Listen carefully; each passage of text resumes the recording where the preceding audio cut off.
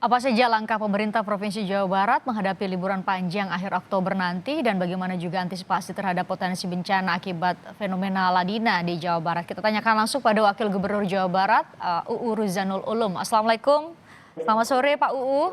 Waalaikumsalam warahmatullahi wabarakatuh. Selamat sore, Teh Prindan. Ya, ini kita bahas dulu soal antisipasi kerumunan, kemacetan di pekan depan karena pekan depan ada libur panjang di Jawa Barat. Rasanya terlalu banyak daerah atau kabupaten kota yang jadi tujuan wisata. Banyak sekali disebutkan hanya Bandung, Bogor, kota kemudian Bandung Barat. Langkah-langkah apa yang sudah disiapkan oleh pemerintah Provinsi Jawa Barat, Pak UU, untuk bisa sama-sama kita jaga kalaupun terjadi kerumunan tetap taat protokol kesehatan di sana? Atau ada himbauan lain? Ya, terima kasih. Memang Jawa Barat ini salah satu provinsi yang sangat indah. Dan bukan hanya satu titik, tapi berbagai macam tempat kabupaten kota. Termasuk juga tadi yang disampaikan, ada Pangandaran, tadi belum disebut. Juga daerah-daerah lain, Tasikmalaya, Garut, dan juga di wilayah Cirebon juga ada. Termasuk Kuningan. Pemerintah dalam menghadapi libur panjang ini tidak bisa melarang masyarakat dari manapun, termasuk DKI Jakarta, untuk tidak ke Jawa Barat. Karena di samping kesulitan juga memang hak. Apalagi sekarang kan Pak Gubernur sudah memberikan keleluasaan kepada para pelaku ekonomi, pelaku bisnis, termasuk pelaku dalam bidang pariwisata untuk dibuka. Tetapi ini yang penting, melaksanakan protokol kesehatan dengan sempurna yang sering kita sampaikan tentang 3M. Dan kemudian juga para petugas, gugus tugas di masing-masing perusahaan, baik itu di hotel, tempat wisata ataupun yang lain, ini dikuatkan kembali untuk memantau mereka yang datang. Tetapi ini semua jangan sampai mengganggu ketenangan, kenyamanan mereka berwisata. Kata Sunda, jangan sampai kapok lah gitu. Dengan pendekatan yang baik, dengan bicara yang sopan dan ramah, sehingga mereka merasa nyaman sekalipun ada penekanan bagi mereka yang tidak melaksanakan protokol kesehatan.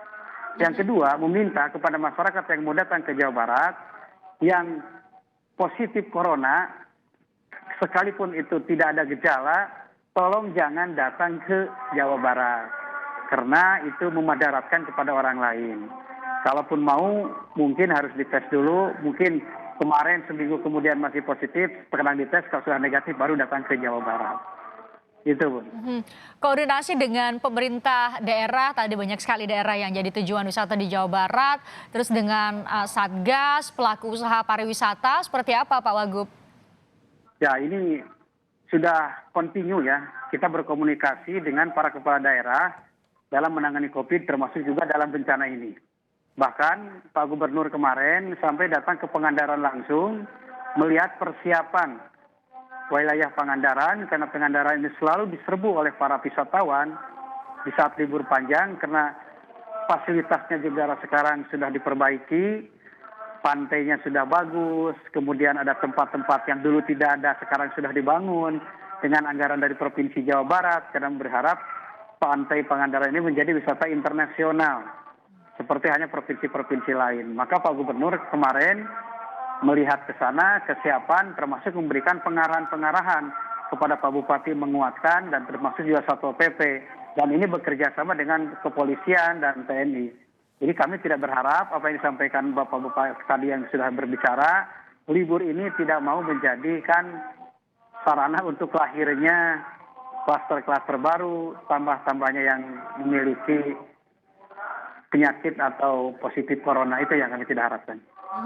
Pak UU tidak hanya berwisata, tapi juga mungkin banyak sekali yang mau pulang kampung karena sekalian ada work from home, kemudian juga liburnya panjang, jadi mungkin yang kerja di Jakarta atau di luar Bandung atau di luar wilayah lain di Jawa Barat akan pulang, berencana pulang nanti. Imbauan Pak Gubernur seperti apa kepada mereka warga Jawa Barat yang mungkin mau pulang? Ya, pada prinsipnya, kalau tidak terlalu penting untuk pulang, kenapa tidak? Diam tetap di daerah masing-masing alias tidak mudik. Apalagi sekarang orang lain pada mudik ke Jawa Barat, mendingan yang lain diam dulu, nanti aja. Jadi diusahakan untuk tidak mudik ke wilayah Jawa Barat kalau memang tidak terlalu penting. Kemudian juga kami berharap keluarganya pun jangan mengundang mereka. Pulang dong, so, sekarang mumpung libur dan yang lainnya. Kalau tidak terlalu penting jangan diundang. Udah aja diam di wilayah masing-masing termasuk mungkin di Jakarta. Mhm. Antisipasinya kan transportasi publik beberapa hari lalu Pak Menhub Menteri Perhubungan Pak Budi Karya nyebut secara nasional akan nambah 10-20% yang pakai kendaraan umum saja, belum terhitung yang pakai kendaraan pribadi. Kalau di Jawa Barat sendiri pemerintah provinsi sudah punya proyeksi data kira-kira bakal berapa banyak yang akan ke Jawa Barat, baik itu berwisata, pulang kampung dan lain-lain, Pak UU. Ya, hari ini sudah ada peningkatan, tetapi belum signifikan, hanya di tempat-tempat tertentu. Biasanya kan kita memantau untuk masuk ke wilayah Jawa Barat dari pintu-pintu tol, dan mungkin ditambah dari pintu-pintu yang lain, seperti di Pasteur, kemudian Muhammad Toha, Buah Batu, dan yang lainnya. Itu bisa dilihat dari jumlah. Ini sampai ribuan ini, di saat libur seperti ini. Tetapi harapan kami jaga ketertiban lalu lintas, sehingga tidak terjadi hal-hal yang tidak diinginkan. Silakan berwisata ke Jawa Barat, karena memang ada keuntungan. Roda ekonomi insya Allah berjalan dengan adanya wisata dan libur hari ini, tetapi tetap menjaga untuk demi keselamatan dalam segala hal. Pak UU di Jawa Barat sendiri masih berbeda-beda ya. Ada seperti Kabupaten Bogor yang masih dengan berbagai istilah ya masih melakukan pembatasan. Ada yang sudah dilonggarkan masing-masing dengan aturan sesuai dengan kondisi daerah masing-masing. Nah itu bagaimana pendekatannya nanti Pak UU? Ini semua prinsipnya pemerintah Provinsi Jawa Barat memberikan memberikan pintu, membuka pintu bagi wisatawan. Tetapi masalah teknis ini diserahkan kepada para bupati wali kota. Karena mereka yang tahu daerah Bogor caranya bagaimana supaya tidak terjadi hal yang tidak diinginkan. Daerah Pangandaran bagaimana, daerah Garut. Ini Garut ini kalau libur panjang sangat luar biasa kan dengan si panasnya ini. Mereka banyak yang ketagihan kalau datang ke wilayah Garut. Termasuk juga sekarang kan lahir atau sudah ada wisata-wisata yang baru-baru ini di wilayah Bandung, di Lembang. Termasuk camping ground dan yang lainnya. Kemudian juga di wilayah Garut juga ada yang baru-baru. Jadi Jawa Barat memang semakin menarik untuk didatangi oleh para wisatawan. Ketegasan dari pemerintah daerah dengan koordinasi di bawah koordinasi pemerintah provinsi seperti apa kepada pelaku usaha? Karena kan tentu ada pembatasan misalnya 50% saja kapasitas dari restoran, hotel atau penginapan di berbagai wilayah di Jawa Barat. Ada pengawasan yang ketat soal itu Pak UU? Oh itu sudah jelas.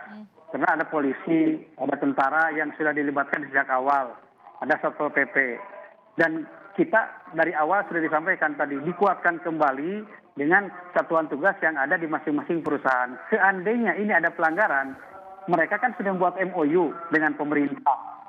Maka tidak tertutup kemungkinan kalau mereka melanggar bisa ditutup kembali.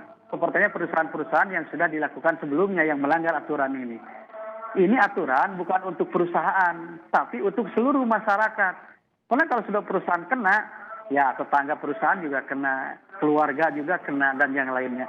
Oleh karena itu harus kesadaran bersama tentang hal ini. Silakan berwisata, silakan datang ke Jawa Barat, silakan shopping di Jawa Barat. Tetapi itu yang kami harapkan, 3M.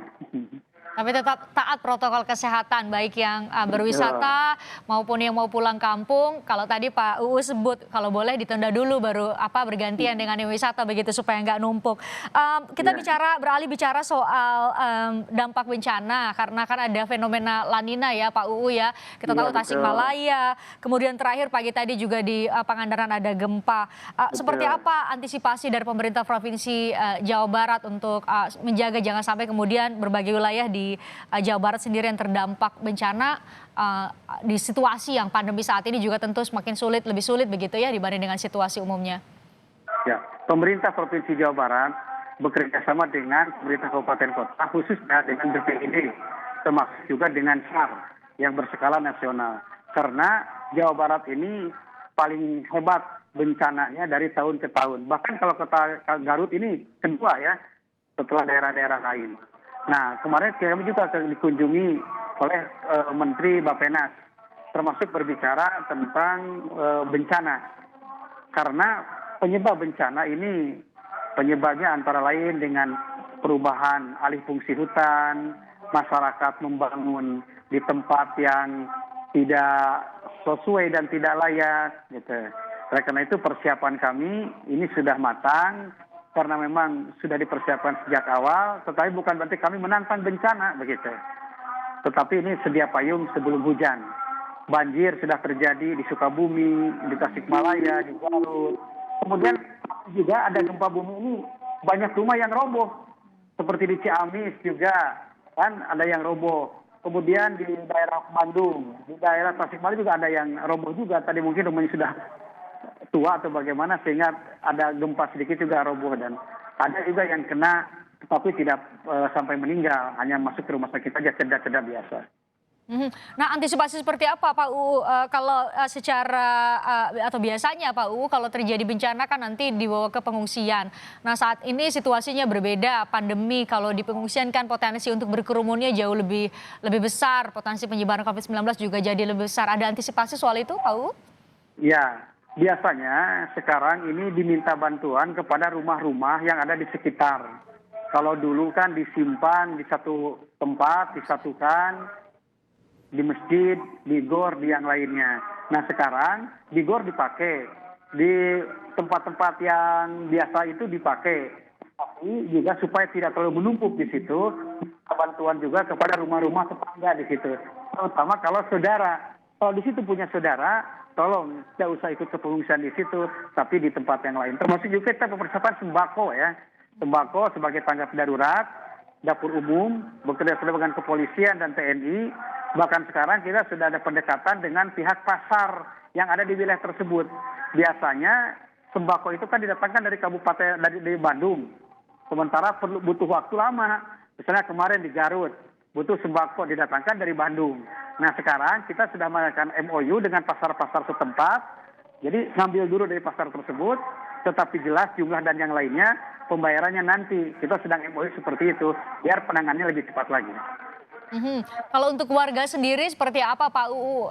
Bencananya kan bisa jadi banjir, kemudian ada juga angin kencang begitu ya, badai begitu Ya. Pak UU? Rumah yang roboh karena longsor, ada yang tertimbun juga, kemarin ada yang meninggal. Di rumah ada 3 orang, bapaknya ketiduran jam 4 meninggal, tapi ibunya alhamdulillah ada lubang, bisa naik ke atas. Kami memberikan bantuan 10 juta kepada yang meninggal. Sementara untuk bantuan nanti menunggu permohonan dari bupati dan kabupaten misalnya, apa yang dibutuhkan. Sementara untuk tanggap darurat sudah dilakukan, tapi untuk yang akan datang yang lebih permanen, termasuk juga mungkin jalan-jalan yang rusak, nanti bisa bekerja sama antara pemerintah kabupaten dengan pemerintah provinsi. Jadi kolaborasi supaya penanganannya lebih maksimal lagi.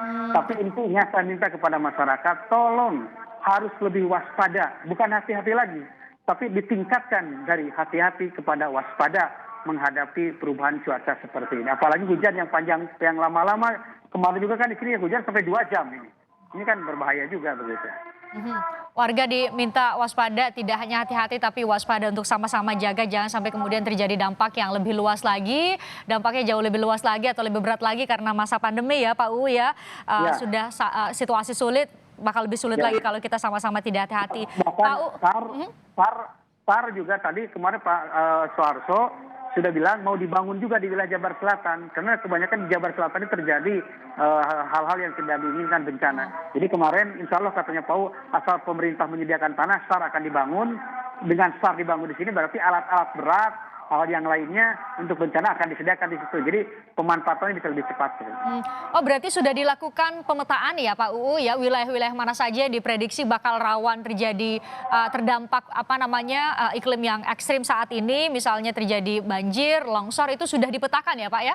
Ya sudah dipetakan, termasuk juga oleh SAR dan oleh Bappenas kemarin ke sini. Jadi daerah ini termasuk Pamengpeuk ya, daerah selatan, kemudian Tasikmalaya, Cipatujah, dan yang lain sudah dipetakan. Termasuk Pangandaran juga itu kena juga itu. Oke. Semoga bisa kita minimalisir dampaknya ya Pak UU, sudah dipetakan, sudah disiapkan kalau memang terjadi dampak namanya juga bencana ya Pak UU ya.